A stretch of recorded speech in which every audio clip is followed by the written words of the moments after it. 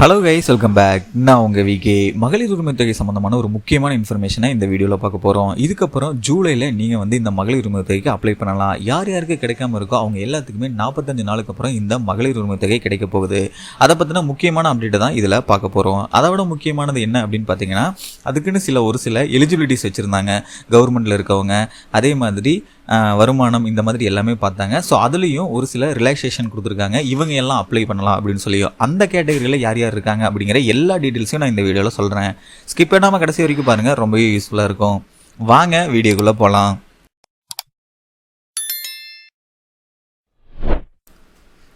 திட்டமிட்டபடி மகளிர் உரிமை தொகை முகாம் நடக்கும் அப்படின்னு சொல்லியிருக்காங்க. அதாவது நம்ம என்ன மெயினாக பார்க்குறோம் அப்படின்னா, மகளிர் உரிமை தொகை திட்டத்தின் கீழ் 1.10 கோடி பெண்களுக்கு மாதம் 1000 மாநில அரசு வழங்கி வருகிறது. அதாவது ஆல்ரெடி கிட்டத்தட்ட 2 வருஷமாக இந்த மகளிர் உரிமை தொகை நடந்துட்டு இருக்கு. அதில் 1.10 கோடி பெண்களுக்கு இந்த மகளிர் உரிமை தொகை கிடைச்சிட்டு இருக்கு. 1000 மாநில அரசு ஒவ்வொரு மாதமும் அவங்க அக்கௌண்ட்ல 15ஆம் தேதிக்கு முன்னாடி இல்லை அப்படின்னா 15ஆம் தேதி கொடுத்துட்டு இருக்காங்க. மேலும் விடுபட்ட தகுதியான பெண்களை இணைக்கும் வகையில் ஜூலை 15, நல்லா நோட் பண்ணிக்கோங்க, ஜூலை 15, 2025 முதல் சிறப்பு முகாம்கள் நடத்தப்படும் என ஸ்டாலின் அண்மையில் அறிவித்திருந்தார். ஒரு மேடையில் ஸ்டாலின் தமிழக முதல்வர் அவர் பார்த்தீங்கன்னா அஃபீஷியலா ஜூலை 15ஆம் தேதி கிட்டத்தட்ட 10,000 இடங்கள்ல இந்த முகாம் நடக்கும் அப்படின்னு சொல்லியிருந்தாங்க. அதே மாதிரி அதை தொடர்ந்து அமைச்சர் கீதா ஜீவனும் முதல்வர் அறிவித்தபடி ஜூலை 15 முதல் ஆகஸ்ட் மாதம் வரை 10,000 இடங்களில் சிறப்பு முகாம் நடக்கும் அப்படின்னு சொல்லியிருக்காங்க. அதாவது ஜூலை 15 ஆகஸ்ட் மாதம் வரைக்கும் 10,000 இடங்களில் முகாம் நடக்க போகுது. இந்த முகாம் எதுக்காக அப்படின்னு பார்த்தீங்கன்னா, மகளிர் உரிமை தொகைக்கு இது வரைக்கும் யாராவது அப்ளை பண்ணாமல் இருந்தாங்க அப்படின்னா அவங்க அப்ளை பண்ணலாம் அப்படின்னு சொல்லி இதுக்கு ஒரு சில எலிஜிபிலிட்டிஸ் இருக்குது. அதில் நிறைய ரிலேஷேஷனும் கொண்டு வந்திருக்காங்க. அதாவது கணவர் இல்லாமல் இருக்கவங்க, ஆல்ரெடி ஒரே ஃபேமிலியில் 2-3 லேடிஸ் இருப்பாங்க, இந்த மாதிரி நிறைய கேட்டகரிஸ் இருந்துச்சுல, அதில் ஒரு சில பேர் நீங்கள் அப்ளை பண்ணலாம். கவர்மெண்ட் ஜாப்பில் இருக்கவங்க, இந்த மாதிரி நிறைய கேட்டகரியில் இருக்கவங்களுக்கும் நீங்கள் அப்ளை பண்ணலாம் அப்படின்னு சொல்லியிருக்காங்க. அதை பற்றின டீட்டெயில்ஸும் நான் உங்களுக்கு இப்போ சொல்கிறேன்.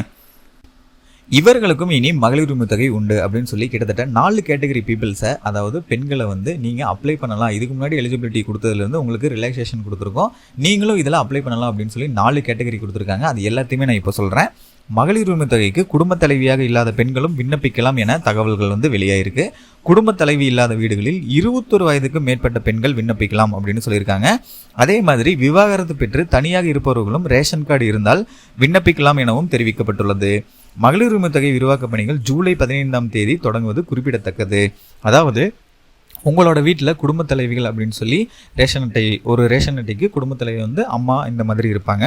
ஸோ அந்த மாதிரி குடும்ப தலைவி இல்லை அப்படின்னா 21 வயது நிரம்பிய ஒரு பெண் இருக்காங்க அப்படிங்கிற சமயத்தில் உங்கள் வீட்டில் அவங்க இந்த மகளிர் உரிமை தொகைக்கு அப்ளை பண்ணலாம். அதே மாதிரி டைவர்ஸ் ஆனவங்க, விவாகரத்து பெற்ற பெண்களும் இந்த மகளிர் உரிமை தொகைக்கு அப்ளை பண்ணலாம். ஆனால் அவங்களுக்குன்னு தனியாக ரேஷன் கார்டு இருக்கணும் அப்படிங்கிறது குறிப்பிடத்தக்கது. இந்த மாதிரி இருக்கும்போது நீங்கள் மகளிர் உரிமை தொகைக்கு அப்ளை பண்ண முடியும். அடுத்த கேட்டகரி பீப்புள் யார் அப்படின்னு பார்த்தீங்கன்னா, குடும்பத்தில் பிற ஓய்வூதிய திட்டங்களின் பலன் பெறுபவர்கள் மகளிர் உரிமை தொகைக்கு விண்ணப்பிக்க தகுதி இல்லாதோர் என அரசு முன் தெரிவித்திருந்தது.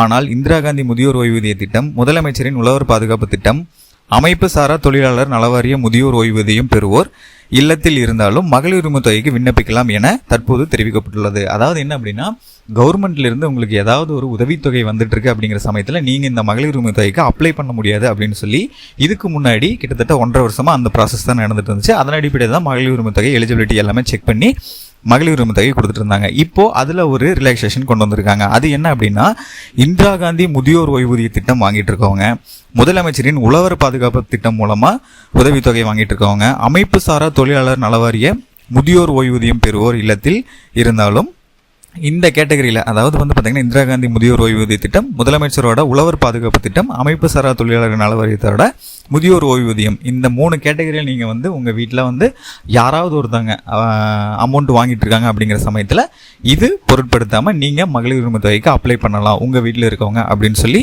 2வது முக்கியமான இன்ஃபர்மேஷனையும் கொடுத்துருக்காங்க. அடுத்து 3வது என்ன அப்படின்னு பார்த்தீங்கன்னா, ஜூலை 15ஆம் தேதி தொடங்கும் மகளிர் உரிமை தொகை திட்ட விரிவாக்க பணிகள் குறித்து அடுத்தடுத்த தகவல்கள் வெளியாயிருக்கு. இதில் மெயினாக என்ன அப்படின்னா, கடந்த முறை நிராகரிக்கப்பட்டவர்களும் இந்த முறை விண்ணப்பிக்கலாம் அப்படின்னு சொல்லி தெரிவிக்கப்பட்டிருக்கு. ஆவணங்கள் சரியில்லாமல் நிராகரிக்கப்பட்டவர்கள், கடந்த சில மாதங்களில் திருமணமான பெண்களும் 1000 உரிமை தொகை பெற விண்ணப்பிக்கலாம் அப்படின்னு சொல்லியிருக்காங்க. இதில் மெயின் என்ன அப்படின்னா, இதுக்கு முன்னாடி ஒரு 2 டைம் இல்லை ஒரு டைம் வந்து நீங்கள் மகளிர் உரிமை தொகைக்கு அப்ளை பண்ணியிருப்பீங்க, உங்களுக்கு ரிஜெக்ட் ஆகிருக்கும். ஆனால் நீங்கள் வறுமை கோட்டுக்கு கீழே கஷ்டப்படுற ஃபேமிலியாக தான் இருப்பீங்க. ஆனால் ஒரு சில காரணங்களால ரிஜெக்ட் ஆகிருக்கும். அதில் மெயின் என்ன அப்படின்னா உங்களோட டாக்குமெண்ட்டு கூட சரியாக இல்லாமல் இருந்திருக்கலாம். ஸோ அந்த மாதிரி இருக்கவங்க டெஃபினட்டாக இந்த தடவை மறுபடியும் அப்ளை பண்ணலாம். உங்களோட டாக்குமெண்ட்ஸ் எல்லாமே என்னென்ன கொடுக்கணும் அப்படிங்கிறத சொல்லி அந்த முகாம்லேயே நீங்கள் கேட்டுக்கலாம். இல்லை அப்படின்னா நம்மளோட சேனலில் ப்ரீவியஸ் வீடியோஸில் போட்டிருக்கோம். அந்த டாக்குமெண்ட் எல்லாமே நீங்கள் கரெக்டாக கொடுக்குறீங்க அப்படிங்கிற சமயத்தில் மறுபடியும் நீங்கள் அப்ளை பண்ணி இந்த மகளிர் உரிமை தொகையை வாங்கிக்க முடியும். இது மறுபடியும் அப்ளை பண்ணி 1000 ரூபாய் 45 நாளில் ப்ராசஸ் பண்ணி அடுத்து 3 மாதத்துக்குள்ளே உங்களுக்கு 1000 ரூபாய் வர ஆரம்பிச்சிடும். ஸோ அந்த மாதிரி ப்ராசஸையும் நீங்கள் எடுத்து பண்ணிக்க முடியும். இப்போது நம்ம மெயினாக தெரிஞ்சுக்க வேண்டியது என்ன அப்படின்னு பார்த்தீங்கன்னா, வரக்கூடிய ஜூலை 15ஆம் தேதி, அதாவது 15/7/2025 இந்த தேதியை நோட் பண்ணிக்கோங்க. அந்த தேதியில் தமிழகம் முழுமைக்கும் கிட்டத்தட்ட 10,000 இடங்களில் உங்களுடன் முதல்வர் அப்படின்னு சொல்லி ஒரு முகாம் வந்து நடக்குது. கிராமப்புறங்கள்லேயும் நடக்குது, நகரப்புறங்கள்லேயும் நடக்குது. ஸோ உங்களுக்கு பக்கத்தில் எது மெயினான ஏரியா அப்படிங்கிறத தெரிஞ்சுக்கோங்க. இல்லை அப்படின்னா தாலுகா ஆஃபீஸில் விசாரிச்சிங்க அப்படின்னா எங்கே நடக்குது, உங்களுக்கு எங்கே வந்து முகாம் நடக்கும் அப்படிங்கிறத சொல்லிடுவாங்க.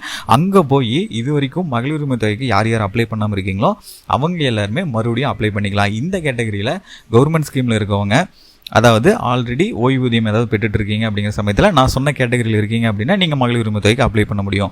ஆல்ரெடி அப்ளை பண்ணி ரிஜெக்ட் ஆயிருந்தாலும் இந்த மகளிர் உரிமை தொகைக்கு அப்ளை பண்ண முடியும். அதே மாதிரி குடும்ப தலைவி அவங்களோட அம்மா வந்து இல்லை அப்படிங்கிற சமயத்தில் 21 வயது நிரம்பிய பெண்கள் வந்து இந்த மகளிர் உரிமை தொகைக்கு அப்ளை பண்ண முடியும். இது போக புதுசாக திருமணமான பெண்கள் இருப்பாங்க, இப்போ ரீசெண்டாக மேரேஜ் ஆனவங்க, அவங்க எல்லாருமே இந்த டாக்குமெண்ட்ஸ் எல்லாமே ப்ராப்பராக எடுத்துக்கிட்டு நீங்கள் மறுபடியும் மகளிர் உரிமை தொகைக்கு அப்ளை பண்ண முடியும். இந்த மாதிரி ஏகப்பட்ட பீப்புள்ஸ் வந்து கேட்டகரியில் இருக்கக்கூடியவங்க மகளிர் உரிமை தொகைக்கு மறுபடியும் அப்ளை பண்ணலாம். அதுக்கு ஸ்டார்டிங் டேட் என்ன அப்படின்னு பார்த்தீங்கன்னா 15/7/2025 15th ஜூலை, அதை நோட் பண்ணிக்கோங்க. அந்த தேதியிலிருந்து ஆகஸ்ட் மாதம் வரைக்கும் முகாம் வந்து நடக்கும் அப்படின்னு சொல்லியிருக்காங்க. ஸோ நீங்கள் அந்த டைமில் போயிட்டு ஒரு வேளை ஜூலையில் 15 ஸ்டார்ட் ஆகலாம், அதுக்கப்புறம் 1 or 2 days தள்ளி போகலாம். ஆனால் கம்பல்சரி 10,000 இடங்களில் நடக்குது அப்படின்னு சொல்லி முதலமைச்சர் ஸ்டாலின் அவர்களே சொல்லியிருக்காங்க. ஸோ அந்த இடத்துக்கு நீங்கள் போய்கிட்டு உங்களுக்கான ப்ராப்பர் டாக்குமெண்ட்ஸ் எல்லாமே கொண்டு போய் மகளிர் உரிமை தொகைக்கு அப்ளை பண்ணிக்கலாம். அதுக்கப்புறம் என்ன நடக்கும் நீங்கள் அப்ளை பண்ணதுக்கு அப்படிங்கிறத அந்த டீட்டெயில்ஸை நான் உங்களுக்கு இப்போ சொல்கிறேன். 45 நாட்களில் முடிவு மகளிர் உரிமை தொகை அப்டேட், அதை வந்து நம்ம மெயினாக பார்க்க போகிறோம். மகளிர் உரிமை தொகை திட்டத்தில் பயன்பெற ஜூலை 15 முதல் விண்ணப்பிக்கலாம் என சிஎம் ஸ்டாலின் அறிவித்திருந்தார். அதாவது 15ஆம் தேதி ஜூலை, நான் ஆல்ரெடி சொன்ன மாதிரி மகளிர் உரிமை தொகைக்கு விண்ணப்பிக்கலாம் அப்படின்னு சொல்லியிருக்காங்க. இதற்கான முகாம்கள் ஜூலை 15 தொடங்கி அக்டோபர் வரை நடைபெறும் என தகவல்கள் வெளியாகியுள்ளது. அதாவது ஆகஸ்ட் வரைக்கும் அப்படின்னு சொல்லியிருக்காங்க. இன்னும் நிறைய பேர் வராங்க அப்படிங்கிற சமயத்தில் அது அக்டோபர் வரையும் நீட்டிக்கப்படலாம் அப்படின்னு சொல்லியிருக்காங்க. கிட்டத்தட்ட 4 மாதம் வந்து இந்த முகாம்களை நிறைய பேர் அப்ளை பண்ணிக்கலாம் அப்படின்னு சொல்லியிருக்காங்க. இப்போதைக்கு ஆகஸ்ட் வரைக்கும், சப்போஸ் நிறைய பேர் அப்ளை பண்ணுறாங்க அப்படிங்கிற சமயத்தில் அக்டோபர் வரைக்குமே இது நீட்டிக்கப்படும். ஸோ உங்களோட டாக்குமெண்ட்ஸ் எல்லாத்தையுமே ரெடியாக வச்சுக்கோங்க. இதில் மேலும் விண்ணப்பங்கள் மீது 45 நாட்களுக்குள் முடிவெடுக்க அரசு திட்டமிட்டுள்ளது. நீங்கள் அப்ளை பண்ண டேட்லேருந்து 45 நாட்களுக்குள்ள அந்த விண்ணப்பம் வந்து எல்லாமே சரியாக இருக்கா, இவங்களுக்கு மகளிர் உரிமை தொகை வழங்கலாமா, எலிஜிபிலிட்டி என்ன ஏது அப்படின்னு பற்றி உங்களுக்கு ரிஜெக்டடா இல்லை கன்ஃபார்மா அப்படிங்கிறத கன்ஃபார்ம் பண்ணிவிட்டு உங்களுக்கு மெசேஜ் வந்துடும். எந்த நம்பர் கொடுக்குறீங்களோ அந்த நம்பருக்கு மெசேஜ் வந்துடும். அதில் ரிஜெக்டடா இல்லை கன்ஃபார்மா அப்படிங்கிறது தெரிஞ்சிடும். அதிலிருந்து கூடிய விரைவில் 3 மாதத்துக்குள்ளே உங்களுக்கான 1000 ரூபாய் வந்துடும். அதாவது புதிய பயனாளர்களுக்கு ரூ.1000 கிடைக்க 3 மாதங்களுக்கு மேலாகும் என தெரிகிறது. அதாவது நீங்கள் அப்ளை பண்ணுறீங்க அப்படிங்கிற சமயத்தில் உங்களுக்கு ப்ராசஸ் ஆகிறதுக்கு 45 நாள் ஆகும். அடுத்த 3 மாதத்துக்கு அப்புறம் உங்களுடைய மகளிர் உரிமை தொகை 1000 ஒவ்வொரு மாதமும் 15ஆம் தேதி உங்களோட அக்கௌண்ட்டில் கிரெடிட் ஆக ஆரம்பிச்சிடும். அடுத்த வருஷம் எலெக்ஷன் வரப்போகுது. ஸோ இதுதான் கடைசி வாய்ப்பாக கூட இருக்கலாம். ஸோ இது வரைக்கும் யாராவது அப்ளை பண்ணாமல் இருந்தீங்கன்னா மறக்காமல் அப்ளை பண்ணிக்கோங்க. ஃபைனலாக நான் சொன்ன இந்த டீட்டெயில்ஸ் எல்லாமே உங்களுக்கு ரொம்ப யூஸ்ஃபுல்லாக இருந்திருக்குன்னு நினைக்கிறேன். அப்படி இருந்தால் இந்த வீடியோக்கு லைக் பண்ணிவிட்டு இந்த மாதிரி நிறைய இன்ஃபர்மேஷன் சம்மந்தப்பட்ட வீடியோஸ், பணம் சம்மந்தப்பட்ட வீடியோஸை ஒன்றுக்கு தெரிஞ்சுக்கிறதுக்கு நம்ம சேனலை யாராவது சப்ஸ்கிரைப் பண்ணாமல் இருந்தீங்கன்னா மறக்காமல் இப்போயே சப்ஸ்கிரைப் பண்ணிக்கோங்க. அப்படியே பக்கத்தில் இருக்க பெல் பட்டனையும் கிளிக் பண்ணிருங்க. அப்பதான் நான் போடுற ஒவ்வொரு பயனுள்ள வீடியோ உங்களுக்கு உடனுக்குடனே நோட்டிஃபிகேஷன்லாம் வந்து சேரும்.